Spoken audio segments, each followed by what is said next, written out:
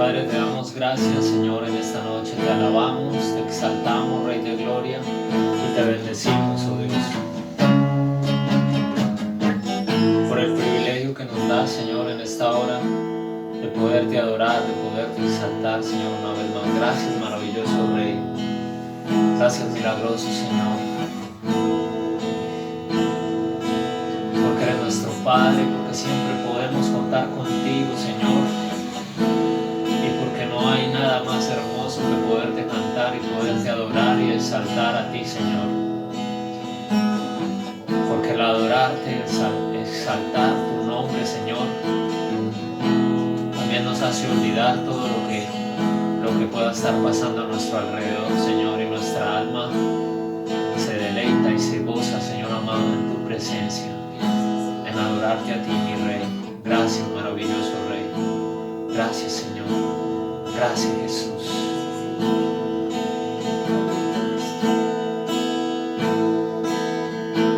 Encuentro sanidad,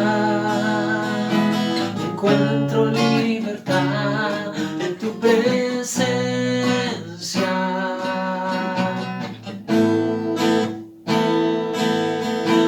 Encuentro el perdón, encuentro salvación en tu presencia.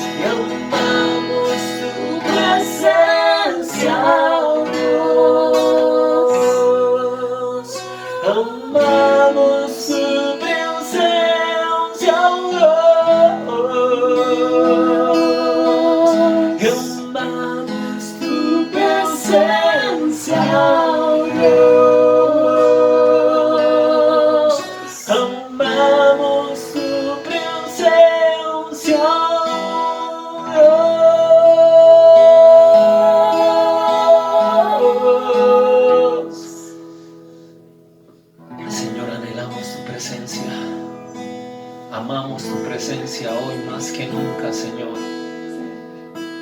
En este tiempo más, Señor amado, anhelamos tu presencia, Dios. Anhelamos tu presencia, anhelamos ver tu gloria una vez más, Señor. Anhelamos ver tu gloria una vez más, Jesús, gracias. Hoy solo queremos seguir adorándote, cantándote a ti, Señor, exaltando tu nombre con la música del cielo, con esa música que tú nos permites, Señor, entonar para ti, oh Dios de la gloria. Gracias, gracias, gracias, maravilloso Rey.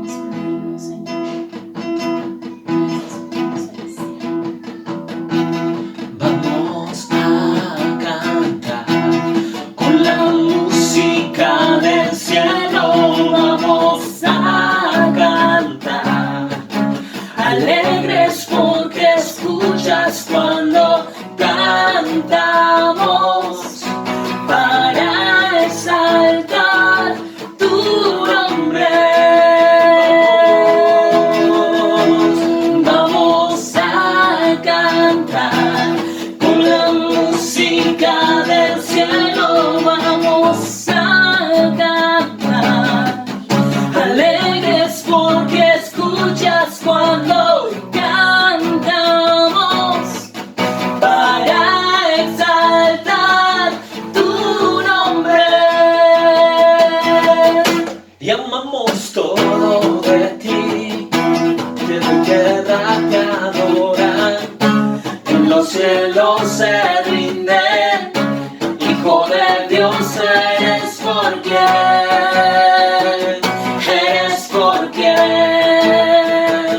vivimos hoy. Eres quien nos liberta, eres la luz que guía, que como fuego ardiente, Hijo de Dios eres porque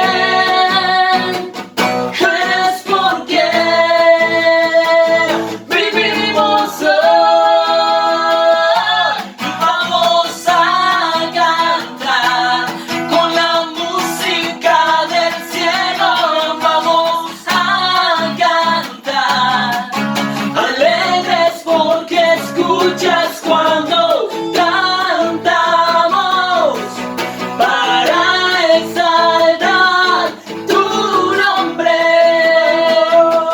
Vamos a cantar con la música del cielo, vamos a cantar, alegres porque escuchas cuando cantamos, para exaltar tu nombre. Amamos todo de ti, si tu tierra te adoran, en los cielos se rinden, Hijo de Dios eres por quien, tú eres por quien vivimos hoy, vivimos hoy. Eres quien nos liberta, eres la luz que guía, que como fuego ardiente, Hijo de Dios eres por quien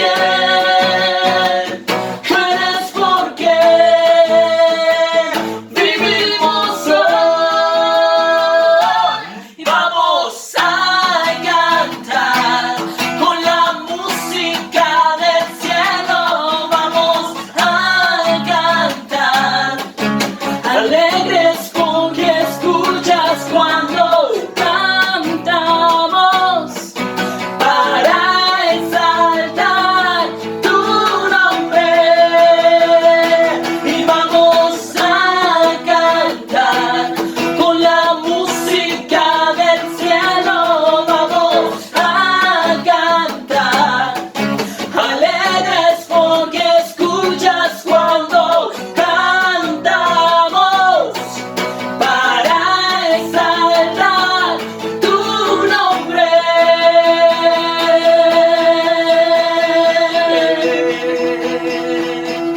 Gracias, Señor, te damos en esta hora. Gracias, maravilloso Rey. Gracias, Dios, porque el adorarte, Señor, nos alegra, oh Dios, porque produce un gozo en nuestro corazón, Señor, poder alabarte y poder exaltarte, Señor, y elevar cánticos para ti. En lo personal, oh Dios, es de las cosas más hermosas que tú me has regalado, Señor, en esta vida, es poderte cantar, poderte adorar, Señor amado. Gracias, gracias, Rey. Gracias, maravilloso Dios. Porque cuando cantamos y adoramos y exaltamos tu nombre, Señor, tu presencia viene, tu presencia está ahí. Y en este momento, Señor amado, yo sé que tu presencia desciende y toca cada alma, cada corazón, Señor amado, donde quiera que se encuentre en este momento viendo esta transmisión. Tú estás ahí tocando, Señor amado, su mente y su corazón.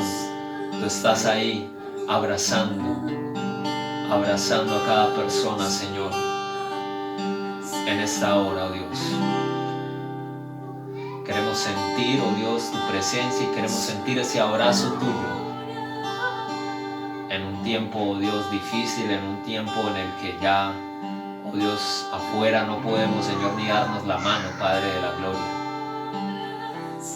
De hace rato, Señor amado, no damos un abrazo a personas diferentes, oh Dios de la gloria, que no sean los con que compartimos en nuestra misma casa, nuestros hermanos en Cristo, a nuestros amigos, Señor. Pero hoy queremos sentir ese especial abrazo de parte tuya, Señor. Ese abrazo de Padre, queremos sentirlo en esta hora, Rey. Queremos sentir tu abrazo una vez más, Señor. Gracias, Dios, porque en este momento te estás paseando por cada casa, por cada hogar, por cada familia, y estás tocando cada corazón y estás abrazando a cada persona, Señor amado, allí en el vínculo familiar.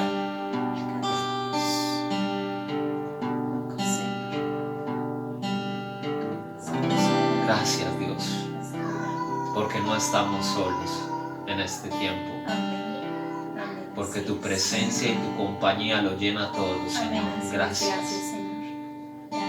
Porque si tú estás, Señor amado, no necesitamos más. Si tú estás con nosotros, Señor, ¿quién contra nosotros, oh Dios? Gracias, maravilloso Rey, por tu presencia y por tu paz, por la paz que transmites, Señor amado.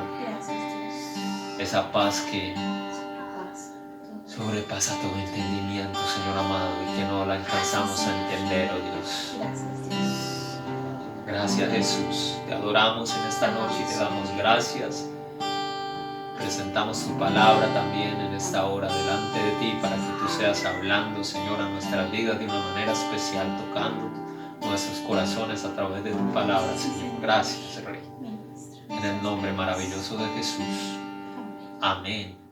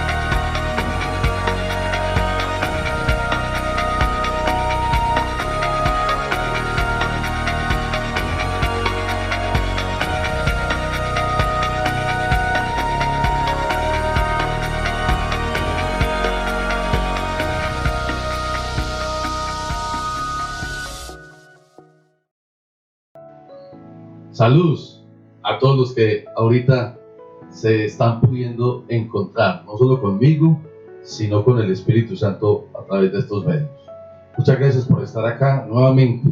Vamos a tener un momento de reflexión muy especial y vamos a decirle al Señor que nos guíe en esta reflexión de mitad de semana, pero que también usted la puede ver en el momento que quiera, en diferido posteriormente. Hoy la Iglesia Unión Misionera de Jesús y Sofía quiere una vez más salir por estos medios para que el Señor le hable y nos hable a todos. Entonces, ¿qué tal? Si todos hacemos una corta oración ahí donde usted se encuentre e invita a los demás también a que lo hagan, o por lo menos que respeten este momento. Vamos a decirle al Señor que nos hable a través de su palabra. Señor, muchas gracias por estar acá con nosotros. Gracias por siempre existir y siempre poder estar en cualquier lugar. Hoy, Señor, una vez más te pedimos que nos dirijas, que nos cuentes, que nos acompañes, que nos entregues las ideas para nosotros poder ir a poner en práctica, Señor, una mejor vida. Gracias, Señor, porque en tu palabra está la guía, el punto de ruta, las acciones a seguir. De ahí salen principios y valores para el ser humano actuar de acuerdo a lo que tú quieres, y siempre lo que tú quieres es lo mejor para nosotros. Por eso una vez más nos vamos a acercar a tu palabra y a partir de ella esperamos, Señor, que tú nos retes, nos hables, nos acompañes y nos ayudes a obedecerla, porque sabemos que es mucho mejor. En tu nombre, amén.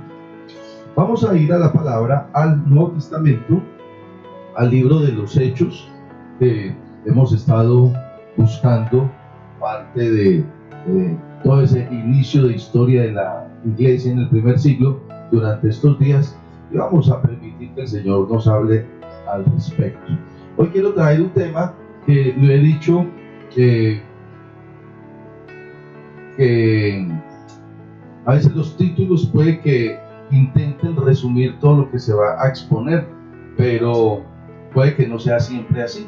Sin embargo, hoy quiero que el título nos diga desde el inicio de contarles a usted el título, hacia donde el Espíritu Santo espero que nos guíe. Y el título sería así: por más que los cristianos mueran, el cristianismo nunca dejará de existir. ¿Y por qué? ¿Por qué? Porque por más que los cristianos mueran, el cristianismo nunca dejará de existir. Pues muchos dirían eso es como absurdo, ¿no? Porque entonces, ¿qué va a pasar si ya no existen cristianos? Pues si no existen cristianos en esta tierra, el cristianismo nunca dejará de existir, porque el cristianismo siempre permanecerá en los cielos o en la tierra. Porque el cristianismo significa Cristo, vivir como Cristo nos enseñó. Y resulta que Cristo nos tiene prometidos seguir viviendo hasta la eternidad con Él. Y eso ya es una palabra de esperanza. Los cristianos, aunque mueran, y eso lo entendemos, que es terrenalmente, que es en esta tierra, aunque salgan de esta tierra, seguirán existiendo por toda la eternidad, porque Cristo los invita a ser parte de su vida hasta la eternidad. O sea que hay una gran esperanza. Hay una gran esperanza. Las instituciones se dice que siguen cuando las personas mueren, pero hay una controversia frente a la frase, porque dice: si todas las personas mueren de una institución, la institución muere. Alguien debe sostener, alguien debe dar continuidad, alguien debe seguir. Y el cristianismo realmente es una forma de vida, no es una asociación, no es una cooperativa, no es un grupo político, no es un ejercicio económico, no es algo que solamente los seres humanos sostienen. El cristianismo es vivir conforme a las normas que Dios, a través de su Hijo Jesucristo, nos enseñó. Y esas normas son trascendentales, van más allá de la tierra, están más allá de donde los seres humanos podemos estar. Tiene aplicabilidad en la ciudad celestial. Están direccionadas, formadas, pensadas pensadas, puestas en práctica, aún para la otra vida, para la vida que nos espera eternamente. Siendo así, hoy quiero utilizar esta explicación de este título como introducción a lo que vamos a leer y a hacer. Estamos entonces en Hechos capítulo 6, y en la versión Reina Valera, desde el verso 8 nos hablan del arresto de Esteban, ¿sí? Y de pronto lo hemos mencionado algunas veces, pero yo quiero como primera parte buscar el versículo 8 del capítulo 6 del libro de los Hechos y leer lo siguiente. Y Esteban, lleno de gracia y poder, hacía grandes prodigios y señales entre el pueblo. Entonces se levantaron unos de la sinagoga llamada de los libertos, y los de Cirene y Alejandría y Cilicia y de Asia, disputando con Esteban, pero no podían resistir a la sabiduría y al espíritu con que hablaba. Entonces sobornaron a unos para que dijesen que le habían oído hablar palabras blasfemas contra Moisés y contra Dios. Y soliviantaron al pueblo, a los ancianos y a los escribas, y arremetiendo le arrebataron y le trajeron al concilio. Y pusieron testigos falsos que decían: este hombre no cesa de hablar palabras blasfemas contra este lugar santo y contra la ley.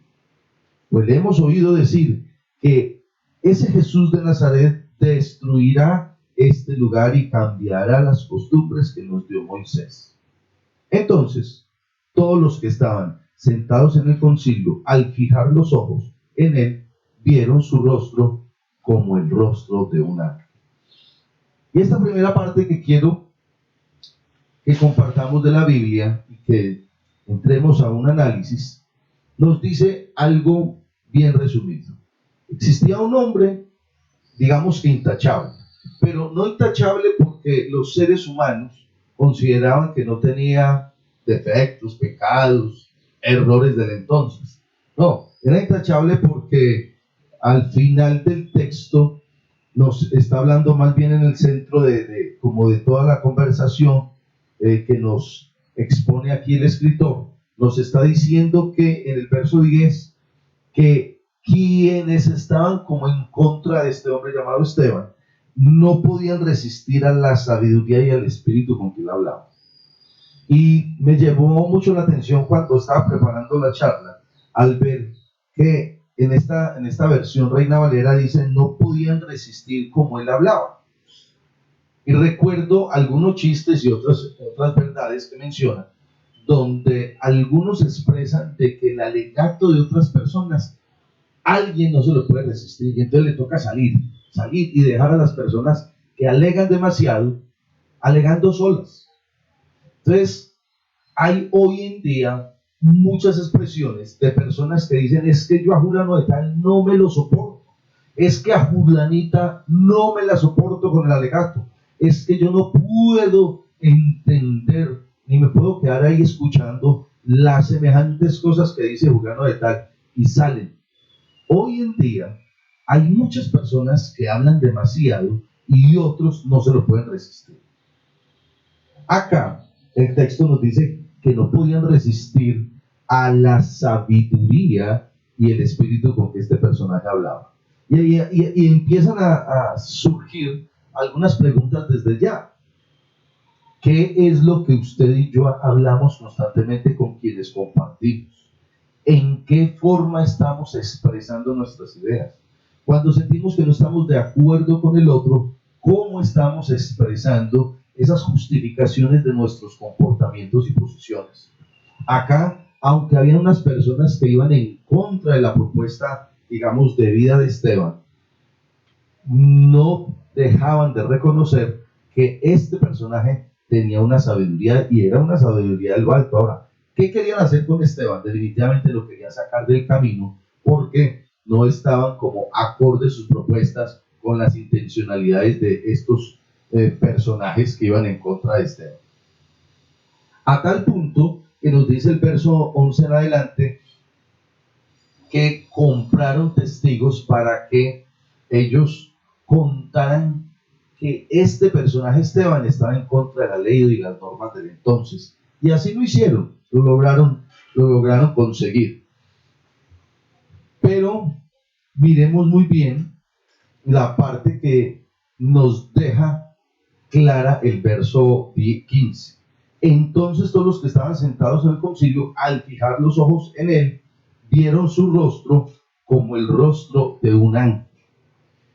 Aunque hayan muchas personas a su alrededor y el mío que tengan la amplia intencionalidad de ir en contra, de convertirse en sus enemigos, de que aún sabiendo que usted y yo de pronto estamos haciendo cosas correctas, pero con la intencionalidad de obtener dinero, y quieren acusarnos, o con la intencionalidad de generar seguramente una satisfacción al hacer algo malo en contra de alguien bien, no se dejará de observar lo que justo es. No se dejará de observar lo que acertadamente usted define.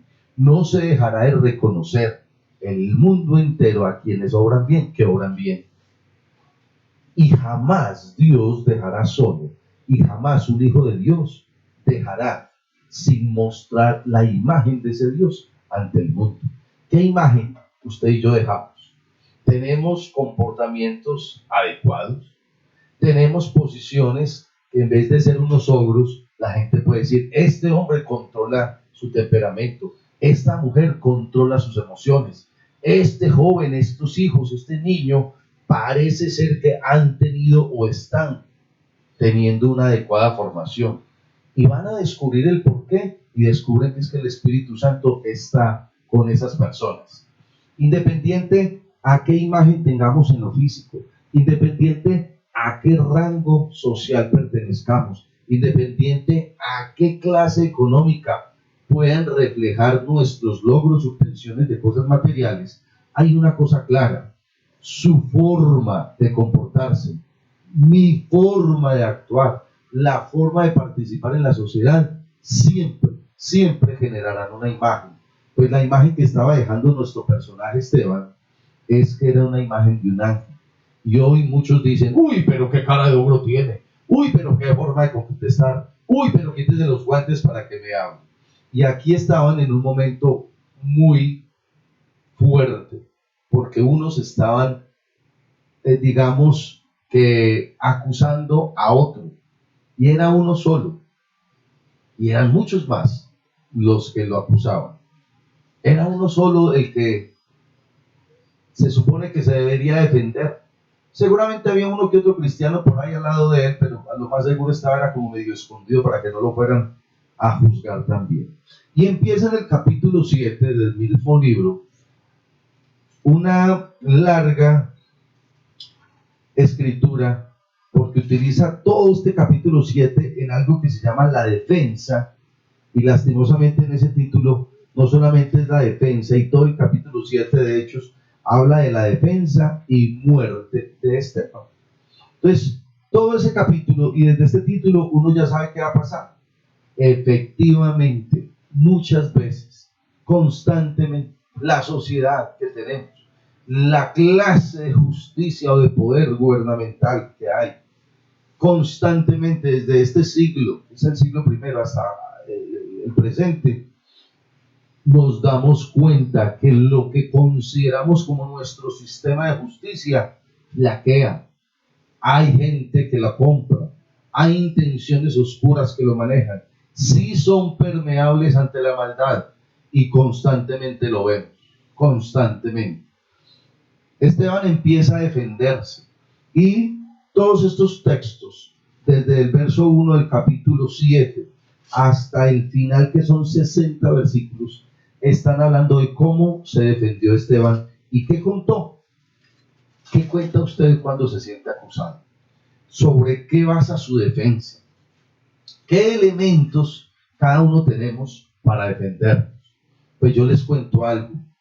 Esteban colocó como un elemento de defensa propia una columna vertebral de eso, y fue el Señor Jesús.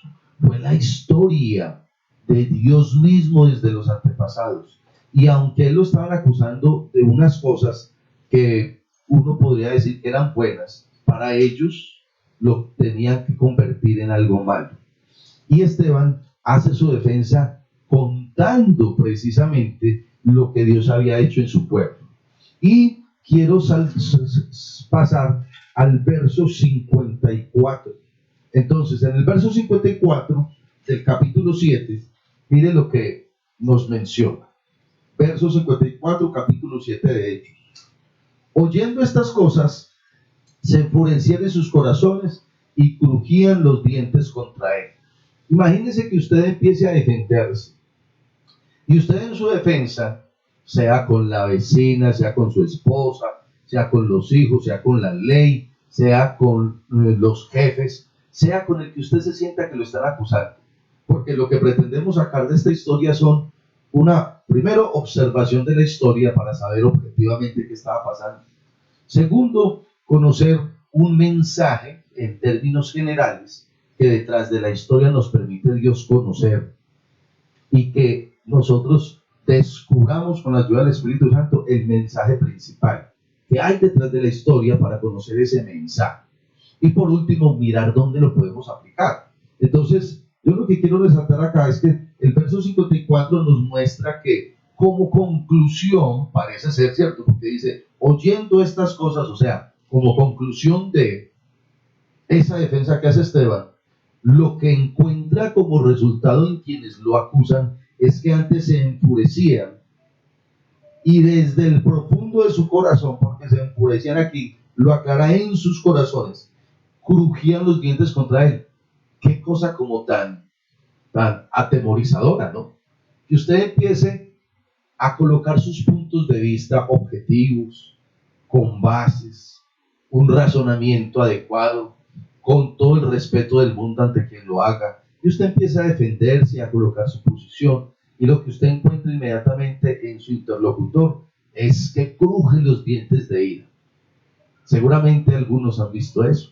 Otros, y si son los niños, o cuando estábamos niños, ahora si me oyen niños, yo lo invito a que cuando estábamos niños, ¿cuántas veces todos, yo creo que los adultos tienen recuerdos de cuando de pronto le estaban tratando de explicar a un adulto que tenían el poder, la autoridad, o puede que no, pero que tenían la posibilidad y las fuerzas físicas mayores a los del niño, y ese niño tratando de hablarle a ese adulto, a ese grande, a ese que tenía la potestad de coger y pegarles físicamente? Y de pronto ese niño no escuchaba, no tenía eco, no escuchaba unas adecuadas respuestas ante la razón que daban estos niños. Yo creo que todos de pronto tenemos historias de esas. Pues de una forma similar se encontraba Esteban, un hombre vulnerable en ese momento, con quienes eran las autoridades del entonces, tratando de defenderse, y lo que encuentra cuando acaba de exponer su razón, lo que encuentra es ira, lo que encuentra es odio, lo que encuentra es deseos de hacerle mal. ¿Se ha encontrado usted en esas situaciones? Pues yo le quiero decir que Dios está con usted como estuvo conmigo aún en el pasado en situaciones similares. Dios estará con usted y estará conmigo en la defensa ante momentos difíciles, donde usted y yo de pronto nos tengamos que defender con o sin razones, pero lo que uno pide es de pronto hasta misericordia al que tiene la autoridad. Hemos vivido situaciones de esas. Hoy el mundo entero está a lo mejor haciéndose preguntas que todavía no tienen respuestas. ¿Por qué estamos viviendo lo que vivimos en esta época del coronavirus? ¿Por qué hay alguien que nos quiere acusar y que nos quiere atacar y que nos quiere venir a matar y ni siquiera lo vemos por ser tan pequeño? ¿Por qué hay otros seres humanos que pudiendo ayudar a tanta gente, en vez de ayudarnos nos buscan es el caer?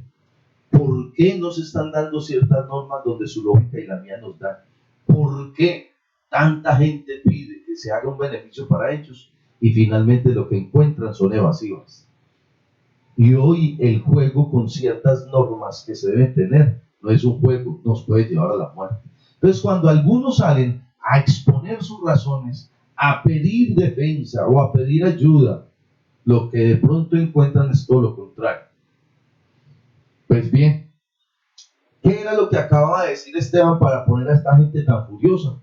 Retrocedamos un poquitico y quiero leer la Biblia de las Américas. En la Biblia de las Américas, desde el verso 48 del mismo capítulo 7, nos dice algo muy claro. Sin embargo, estaba diciendo Esteban, sin embargo, el Altísimo no habita en casas hechas por manos de hombres, como dice el profeta. El cielo es mi trono y la tierra es el estrado de mis pies. ¿Qué casa me edificaréis? Dice el Señor. ¿No fue mi mano la que hizo todas estas cosas? Vosotros pues, que sois duros de cerviz e incircuncisos de corazón y de oídos, resistís siempre al Espíritu Santo. Como hicieron vuestros padres, así también hacéis vosotros. ¿A cuál de los profetas no persiguieron vuestros padres? Ellos mataron a los que antes habían anunciado la venida del justo, del cual ahora vosotros os hicisteis entregadores y asesinos. Vosotros que recibisteis la ley por disposición de ángeles y sin embargo no la guardasteis. ¿Qué acaba de decir Esteban para que esta gente se colocara tan furiosa? Lo que acaba de decir es que las costumbres religiosas que estaban llevando todas estas personas desde sus culturas anteriores o sus generaciones anteriores no eran suficientes según la palabra de Dios y la interpretación del entonces de Esteban. Y Esteban estaba diciendo, sus antepasados han distorsionado el concepto de dónde está Dios, cómo es la relación con Él, y los hemos antes tratado de distorsionar todos esos conceptos. Y estaba acusando directamente una costumbre religiosa de sus generaciones y de las personas que estaban hablando. Y ellos hasta ahí llegaron, no quisieron aguantarse más. Cuando usted y a mí nos dicen que estamos equivocados y que la equivocación es que la traemos desde mucho atrás y que no solamente yo me equivoqué, sino que aprendí la equivocación de otros. ¿Qué posición tomamos? Tenemos la humildad de reconocer nuestros errores. Si usted y yo no somos personas que nos disponemos a aprender, lo que está llegando nos mata, porque finalmente no estamos poniendo cuidado a unas nuevas sugerencias, incluso en cosas más sencillas como el cuidado personal de cómo entramos y salimos de casa, de cómo cuidamos las cosas que compramos e ingresamos a la casa, de cómo nos contactamos con otros en la calle, de cómo vamos a hacer para protegernos de algo que es invisible. Y si muchos por orgullo dicen que no pasa nada o no quieren hacer caso a las, digamos, recomendaciones de otros, pues vamos a llevar consecuencias.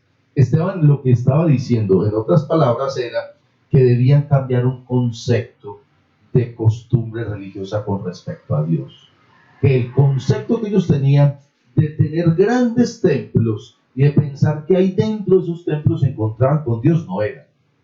Hoy la situación que vivimos nos obligó a los cristianos salir de las iglesias cristianas en términos físicos. Más bien, nos obligó a los cristianos salir de los templos físicos donde creíamos que se practicaba el cristianismo. Y hoy lo que estamos viviendo es que fuera de esos templos debemos vivir en las casas la esencia del cristianismo.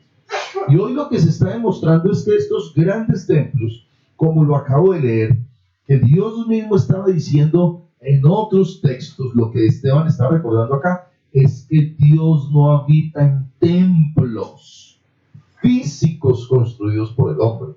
Y que lo que querían la otra vez decir estos cristianos del primer siglo es que todos los cristianos debemos buscar la construcción del templo donde Dios llega dentro de nuestras vidas. Hoy entonces va teniendo forma la frase del comienzo. aunque los cristianos desaparezcan de la tierra, siempre seguirá existiendo el cristianismo, porque ese cristianismo se lleva en el corazón, en la forma de vivir, en las normas y principios de cómo yo direcciono mi actuar, inspirado por el Espíritu Santo. Y esto era lo que quería decir, y a ellos no se podían aguantar con escuchar esta propuesta. ¿Por qué? Porque su costumbre era de hacer muchos rituales religiosos en templos físicos. Hoy las iglesias no están generando su dinámica dentro de los templos físicos. Entonces mire que sí es cierto, y hay varias formas de demostrar cada vez la palabra de Dios. Una vez más, se está demostrando que lo que el Señor decía, es totalmente cierto. Porque Él dice, y hace una comparación bien grande, para explicarles a estos seres humanos que su esencia, su presencia, sus instrucciones, de Él como Dios, no solo se encuentran dentro de un templo físico.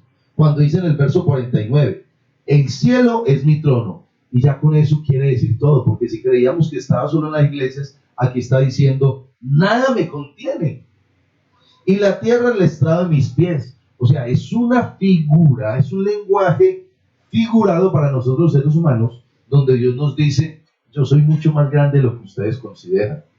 Por lo tanto, mi relación no solo es en la iglesia.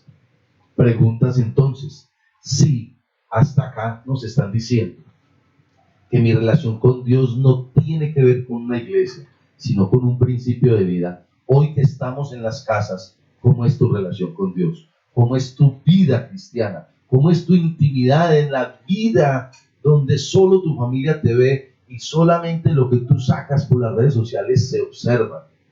¿Cómo es? Pero además, ¿cómo estamos utilizando estos medios de salir de casa para salir con el cristianismo? Para salir con principios dados por Dios, para salir con una imagen de ángel, para salir mostrando que ese Dios que tú y yo tenemos es mucho más grande que lo que estábamos mostrando en una iglesia de 4 paredes. ¿Qué estamos haciendo por eso? Pues Esteban siguió mencionándolo y eso fue lo que los enfureció. Y sigue el texto, ya lastimosamente, con una triste historia final. Triste para nosotros los humanos que queremos que nadie muera así, y más si es una buena persona. Pero sigue diciendo el verso 54 en adelante. Oyendo estas cosas, se enfurecieron en sus corazones y crujían los dientes contra él. Pero Esteban, lleno del Espíritu Santo, puestos los ojos en el cielo, vio la gloria de Dios y a Jesús que estaba a la diestra de Dios.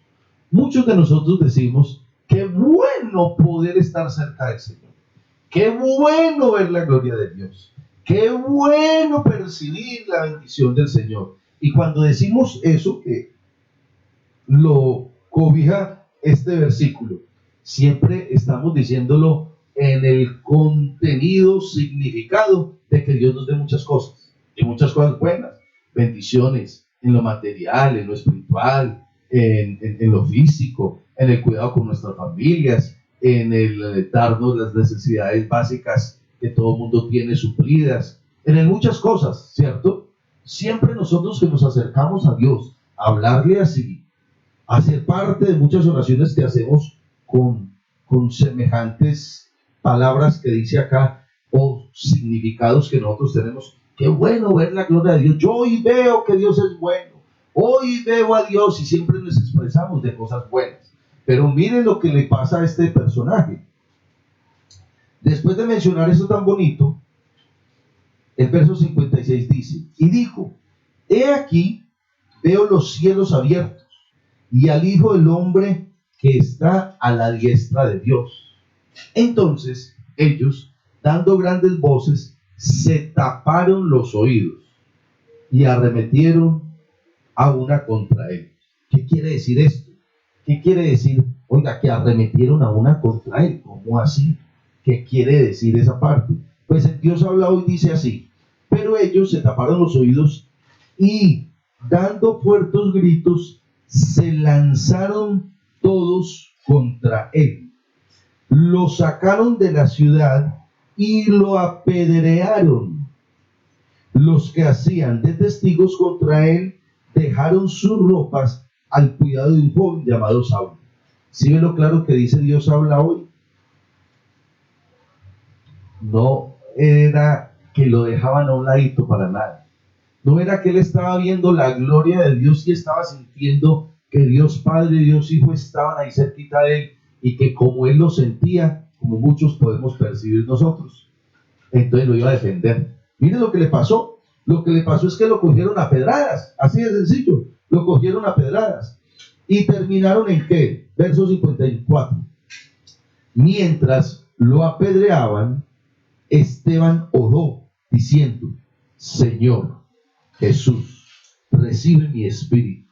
Luego se puso de rodillas y gritó con voz fuerte: Señor, no les tomes en cuenta este pecado. Habiendo dicho esto, murió. Hoy nosotros consideramos, yo soy uno de esos, que todos debemos defender. Y yo digo que hacer justicia empieza por pedir justicia. Pedir que se haga justicia también es hacer justicia.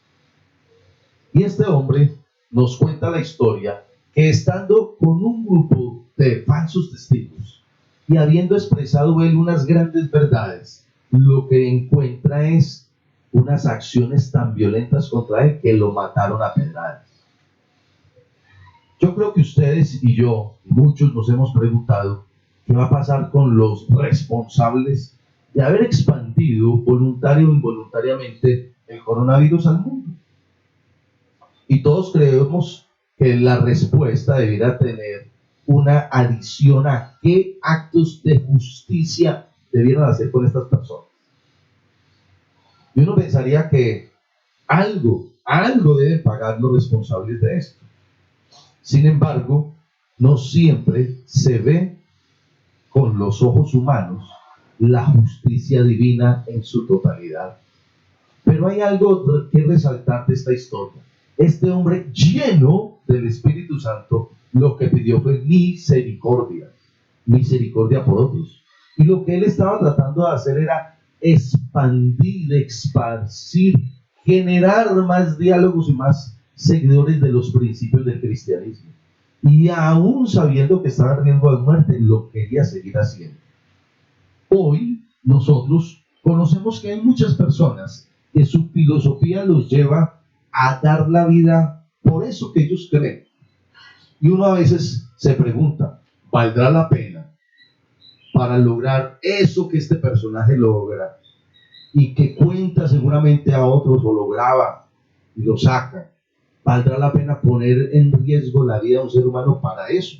Y muchas respuestas que yo me he dado a esas situaciones es que no vale la pena para tantas cosas que se colocan como unos logros a alcanzar en las redes sociales y cogen a unos incautos mentales, unos tontos, y perdónenme la palabra, unos estúpidos, a hacer ciertas cosas que proponen en las redes sociales y tras lograr eso pierden la vida y su bienestar, pierden su integridad física incluso.